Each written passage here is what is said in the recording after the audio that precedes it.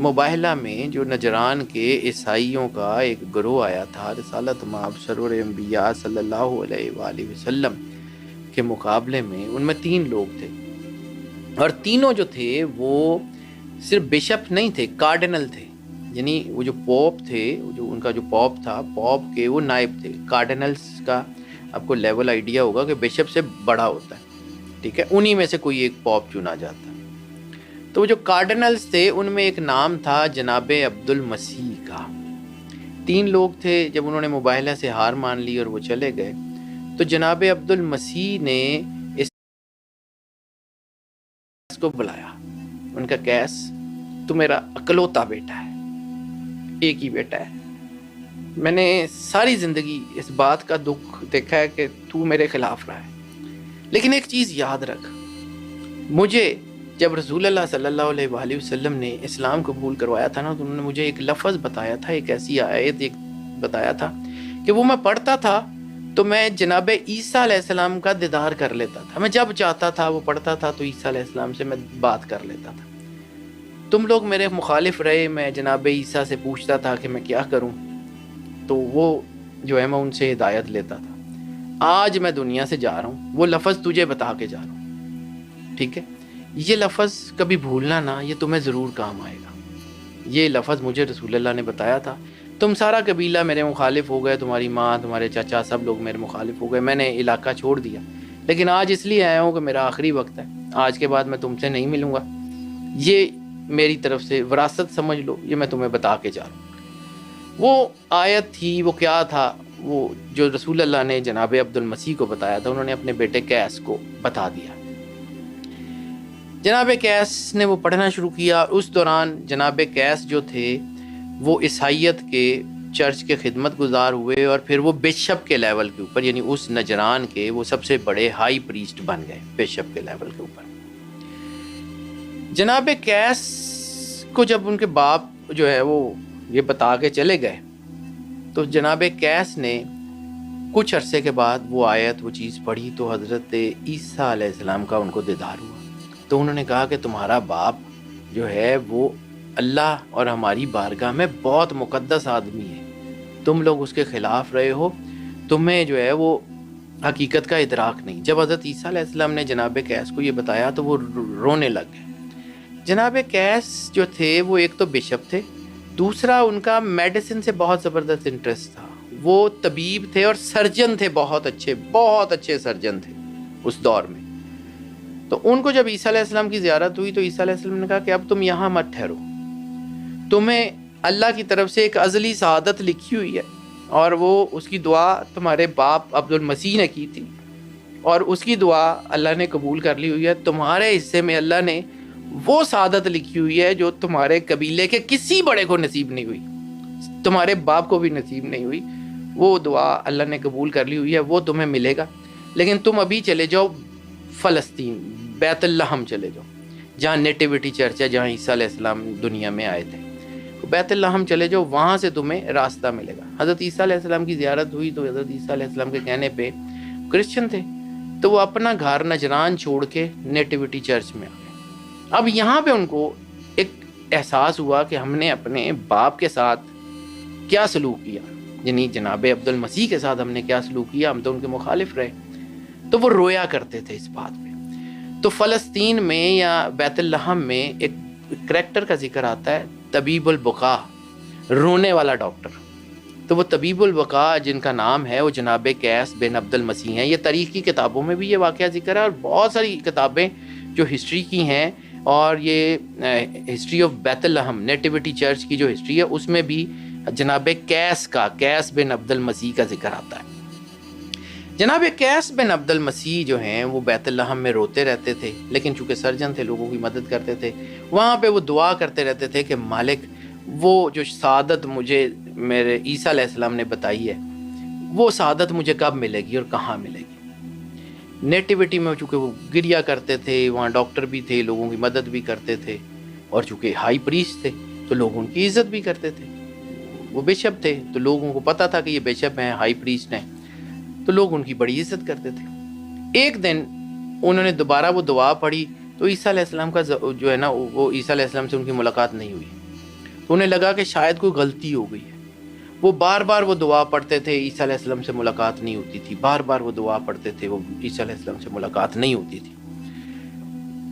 ایک دن بہت ہی زیادہ جو ہے وہ مطلب سمجھ لیں کہ بس بہت دل تنگ ہو گیا ان کا, بڑی پریشانی کے عالم میں انہوں نے وہ دعا پڑھی. تو عیسیٰ علیہ السلام جو ہے ان کا دیدار ہوا انہیں, اور عیسیٰ علیہ السلام نے کہا کہ وہ وقت جس کا اللہ نے تم سے, جس کا تمہارے باپ نے تمہیں بتایا تھا, اور جس کا رسول اللہ نے تمہارے باپ کو وعدہ کیا تھا, وہ وقت آ گیا ہے.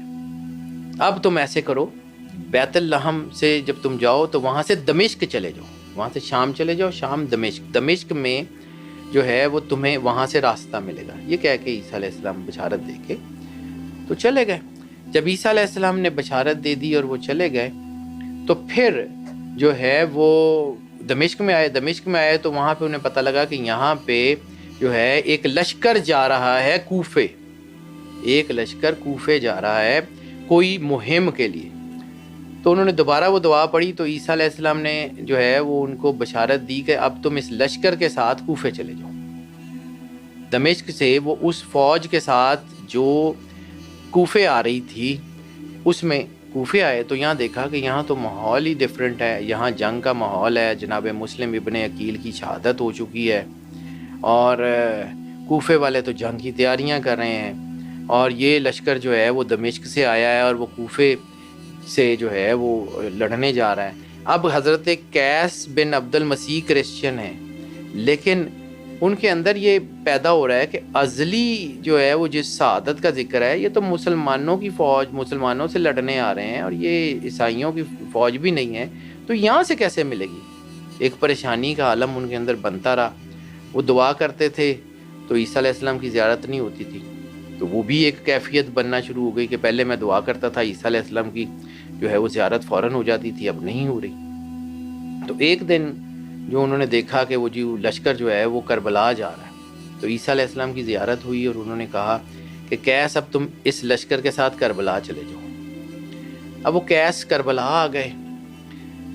تو کربلا میں اس فوج کے ساتھ جو کہ لشکر اشقیاء تھا اس کے ساتھ وہ کربلا پہنچ گئے. اب وہاں پہ جنگ شروع ہوئی, تو انہوں نے ظلم دیکھنا شروع کیا, قتل عام دیکھا. ان کے اندر اس فوج سے نفرت بڑھتی جا رہی تھی کہ یہ کر کیا رہے ہیں, اتنا ظلم اتنا ظلم اتنا ظلم, ایک نفرت بڑھتی جا رہی تھی. لیکن اندر سے اب مقصد پتہ نہیں تھا کہ ازلی سعادت کیا ہے کیا نہیں ہے. عیسیٰ علیہ السلام نے یہ نہیں بتایا تھا. تو اب یہ پریشان تھے کہ میں اس ظالم فوج کی مدد کرنے سے مجھے کوئی سعادت ملے گی, اتنے ظالموں کی مدد کرنے سے سعادت ملے گی. وہ پریشان تھے, اندر سے گریا بھی کر رہے تھے, رو بھی رہے تھے کہ مالک میرے سے جو کام کرانا ہے مجھے بتا تو صحیح, میں نے کرنا کیا ہے, میں نے کرنا کیا ہے.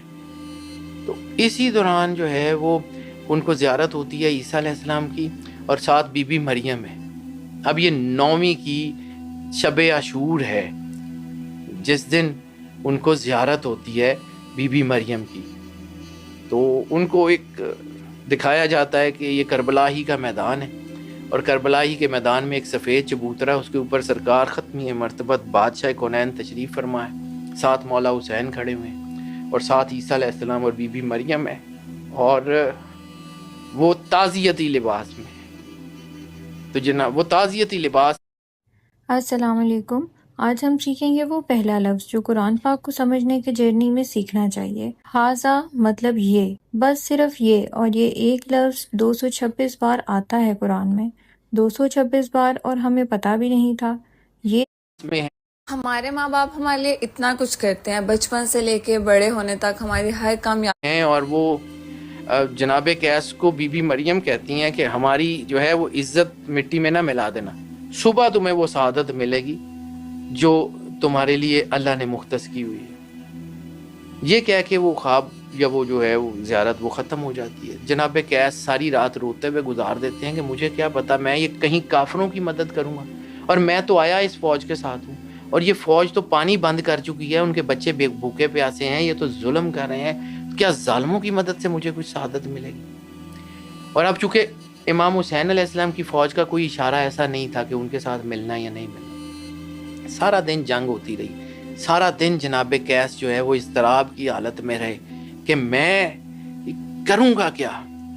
اتنی دیر میں جو ہے وہ لوگوں کو چونکہ پتہ تھا کہ یہ سرجن ہے، تو ایک کوئی جو ہے نا وہ کربلا کا جو دشمن فوج کا کوئی سردار ہے وہ زخمی ہوتا ہے، تو ایک فوجی ان کو بلانے آتا ہے کہ تم سرجن ہو، تو وہ ہمارا ایک سردار ہے، اس کو تلوار کے جو ہے نا وہ زخم لگ گئے ہیں، تو اس کے زخم سینے ہیں، تو جلدی آؤ. وہ چلے جاتے ہیں. اب دل میں نفرت بھی ہے کہ اس فوج نے بچوں کو شہید کر دیا، اس فوج نے ہر ایک چیز کو شہید کر دیا، یہ فوج اتنی ظالم فوج ہے اور میں ان کی مدد کروں. لیکن اب اندر سے یہ بھی ہے کہ عیسیٰ علیہ السلام نے کہا کہ تمہیں سعادت ملنی ہے، تو وہ یہ بھی دیکھ رہے ہیں کہ مجھے ان کے ساتھ تو یہاں بھیجا گیا، میں تو اس طرف سے نہیں آیا، میں تو ادھر سے آیا ہوں. اس لیے چاہتے نہ چاہتے وہ چلے گئے. اس سردار کو انہوں نے زخمی کو باہر سی کے باہر نکلے تو کچھ آوازیں کان میں پڑتی ہیں کہ ہم مولا حسین کا سر نہیں کاٹ سکتے. عمر ابن سعد اپنی فوج کے سرداروں کو کہہ رہا ہے کہ اس کا سر کاٹو، مولا حسین کا سر کاٹو. تو وہ کہہ رہے ہیں کہ ہم نہیں کاٹ سکتے، ہم نہیں کاٹ سکتے. تو وہ جناب قیس کو دیکھتا ہے عمر ابن سعد اور کہتا ہے ادھر آؤ، تم سرجن ہو؟ کہاں؟ تمہیں پتہ نا کیسے کاٹتے ہیں اور کیسے جوڑتے ہیں؟ کہاں؟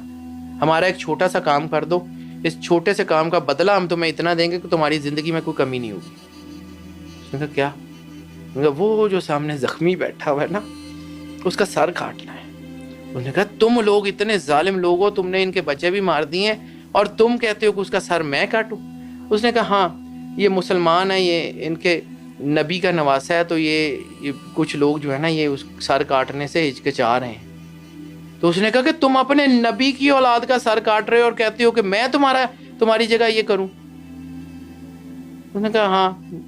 پھر وہی خیال، وہ تذبذب وہ ایسا تھا ذہن میں کہ پتہ نہیں میں یہ کہیں انکار کر کے عیسیٰ علیہ السلام نے مجھے کہا تھا کہ ہمارا سر نہ کٹوا دے، ہماری شرم سار نہ کروا دینا، ہو سکتا ہے ان کا کوئی کام کرنا ہو.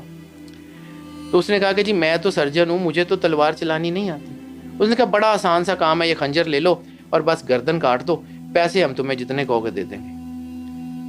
مولا حسین کا سر کاٹنے کے لیے قیس جو ہے وہ خنجر لے کے امام حسین علیہ السلام کی طرف بڑھتے ہیں. امام حسین علیہ السلام اپنی تلوار کے قبضے پہ سر رکھ کے زخمی حالت میں جب قیس ان کے پاس پہنچتے ہیں تو مالک ایسے آنکھ اٹھاتے ہیں، قیس اب آئے ہو، ہم تو صبح سے تمہارا انتظار کر رہے ہیں. اس نے کہا آپ میرا نام کیسے جانتے ہیں؟ انہوں نے کہا کہ ہم صرف تجھے نہیں جانتے، ہم تیرے باپ عبد المسیح کو بھی جانتے ہیں. اس نے کہا کیسے؟ میں کہا تمہیں یاد ہے تمہارا باپ تمہیں موبائل کی کہانی سناتا تھا؟ رسول اللہ کے ساتھ ایک چھوٹا بچہ تھا جس کو انہوں نے گود میں اٹھایا ہوا تھا، وہ میں حسین تھا. تمہارے باپ سے جب رسول اللہ نے وعدہ کیا تھا کہ تیری اولاد میں ہم مومن پیدا کریں گے اور تمہاری اولاد میں وہ بچہ پیدا ہوگا جو دنیا میں اتنی عزت کا وارث ہوگا جو کوئی اور نہیں ہوگا، تو ہمیں تب سے پتا تھا کہ تم اکلوتے بیٹے ہو، تمہیں اللہ نے اس طرف لے کے آنا ہے، یہ سعادت تمہیں ملنی، ہم تمہارا انتظار کر رہے تھے. تو جب وہ جناب قیس مولا حسین سے یہ سنتے ہیں وہ خنجر پھینک دیتے ہیں اور پھر کہتے ہیں مالک اجازت دیں میں آپ کی طرف سے جنگ لڑنا چاہ رہا ہوں.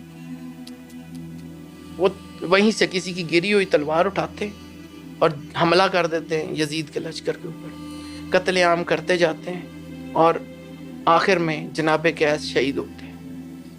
اور جب جناب قیس گرتے ہیں تو وہ مولا حسین کو جو ہے وہ سلام کرتے ہیں کہ السلام علیکم یا ابا عبداللہ، کہ میں نے اپنا حق ادا کر دیا ہے، آپ جو ہے میرا سلام قبول کریں. تو مولا کے جو جملے ہیں جس کو مقتل کے وہ جس نے حمید ابن مسلم نے جو اس وقت لشکر کا سردار تھا اس نے سنا کہ مالک نے کہا کہ میں آج صبح سے لے کے شام تک میں نے لاشیں ہی اٹھائی ہیں، میں نے شہید ہی اٹھائے ہیں، اب میرے جسم میں اتنی سخت نہیں ہے کہ میں تیرا جسم اٹھا کے گنج شہیداں تک لے جاؤں، لیکن میں تیری جنت کا ذمہ دار ہوں، میں تجھے وہ مقام بھی دوں گا.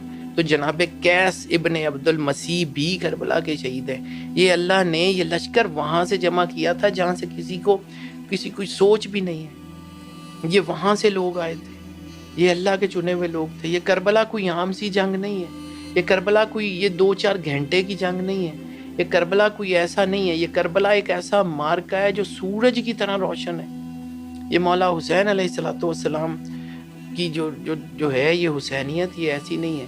اور رہ گئی بات کہ اس کا کسی جو ہے وہ کسی کا اثر، تو یہ آن گوئنگ وار ہے، یہ کربلا ایسی جنگ نہیں ہے جو بند ہوگی، جس کا میں نے ابھی ذکر کیا کہ امام حسین علیہ السلام کے روضے پہ آج بھی سرخ پرچم لگا ہوا ہے، آج بھی سرخ پرچم ہے۔ تو اس کا مطلب یہ ہے کہ یہ جب تک یہ جنگ ہے، جب تک یہ کائنات ہے، جب تک مولا صاحب الزمان نے نہیں آنا، یہ جنگ جاری رہے گی، یہ جنگ چلتی رہے گی، یہ جنگ بند نہیں ہوگی۔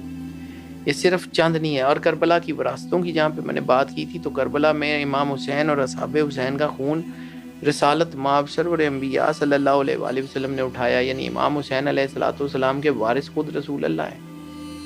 ان کے قتل کا بدلہ، ان کے قتل کا مقدمہ سرکار ختمی مرتبت بادشاہ کونین نے سننا ہے۔ کربلا سے جو چادریں ہیں وہ مولا کائنات نے اٹھائی ہیں۔ شام غریباں کے بعد جب بیبیوں کی چادریں لوٹ لی گئیں، سارا خیمے جلا دیے گئے، تو مولا کائنات تشریف لائے تھے، اور بی بی پاک سیدہ سلام اللہ علیہا نے اس جو ہے وہ کربلا کے میدان سے صرف 2 کٹے ہوئے بازو اٹھائے ہیں کہ ان کا مقدمہ میں اللہ کی بارگاہ میں پیش کروں۔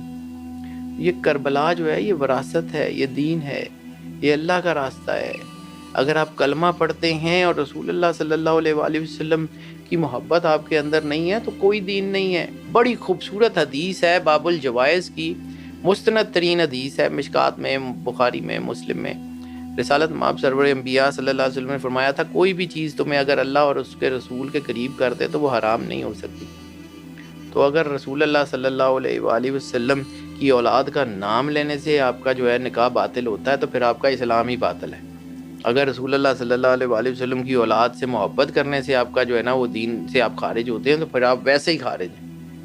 وہ خوارج کے بارے میں سرور انبیاء صلی اللہ علیہ وآلہ وسلم نے کہا تھا نا، کلابہم النار، کہ وہ آگ کے کتے ہیں، اور کیا کہا تھا کہ وہ تم سے زیادہ عبادت گزار ہوں گے، تم سے زیادہ جو ہیں ان کے پیشانیوں کے اوپر سجدے کے نشان ہوں گے، تم سے زیادہ ان کے پاؤں جو ہیں وہ قیام کی حالت میں کھڑے رہ کے ورم کر جائیں گے، لیکن دین ان کے حلق سے نیچے نہیں اترے گا۔ کلابہم النار، وہ آگ کے کتے ہوں گے، عبادت گزار تو ہوں گے۔ کبھی سمجھیے گا کہ دین صرف اور صرف اور صرف سرور انبیاء صلی اللہ علیہ وآلہ وسلم ہے۔ وہ جو علامہ صاحب نے کہا تھا کہ جو ہے وہ بے مصطفیٰ بے رسان خیش را کے دین ہم آؤست، کہ اپنے آپ کو سرور انبیاء صلی اللہ علیہ وآلہ وسلم تک پہنچائیں کہ دین صرف اور صرف ان کی ذات ہے۔ اگر بے اونا رسیدی تمام بھولا حبیث، کہ اگر آپ سرور انبیاء صلی اللہ علیہ وآلہ وسلم تک نہیں پہنچ سکتے تو پھر سارا کچھ جو کچھ مرضی کر لیں یہ ابو قرآن میں